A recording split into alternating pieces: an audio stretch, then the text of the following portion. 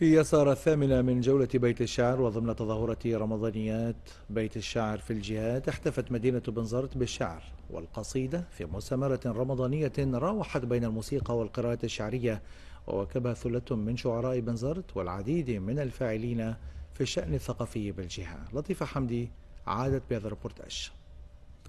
تحت شعار البيت يزور أهله، يواصل بيت الشعر التونسي جولاته ومسامراته الرمضانية، فبعد أن جاب رفراف وزغوان وقليبيا وغيرها من المدن والولايات، حتى الرحال مساء أمس بمدينة بنزرت، حيث احتضن المركب الثقافي الشيخ إدريس سهرة تألقت فيها الكلمة والقصيدة لتمتع الأسماع وتسافر بالخيال إلى عوالم الجمال والإبداع، خاصة مع ما جدت به قريحة الشاعرة سعيدة بشتبجي، والتي نالها شرف التكريم في هذه السهرة.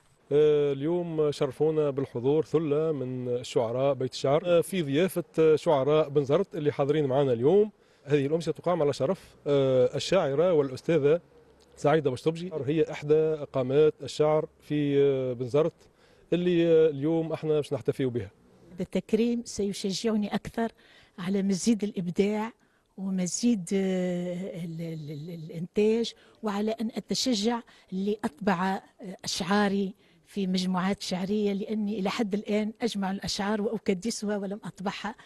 وقد مثلت هذه المسامرة الرمضانية فرصة للفاعلين في الشأن الثقافي من الالتقاء والتعرف على آخر التجارب الشعرية، مما أدخل حركية ثقافية بمختلف الجهات الداخلية وفق تأكيد مدير بيت الشعر. اكتشفنا تعطش كبير للفعل الثقافي في بعض الجهات الداخلية، وهذا ما شجعنا أن نواصل هذه التظاهرة وأن نتم هذا المشروع لكي نتواصل مع مختلف الشعراء في كافة تراب الجمهورية. إذا كانت المداخلة الشعرية متاعي قصيدة مهداة إلى روح الشهداء في غزة.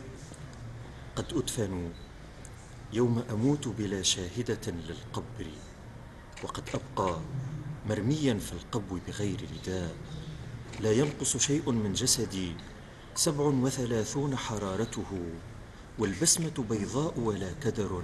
ومن المنتظر أن تواصل تظاهرة رمضانيات بيت الشعر جولاتها بالجهات، لتكون سهرة الاختتام متزامنة مع الاحتفال باليوم العالمي للشعر في 21 من الشهر الجاري.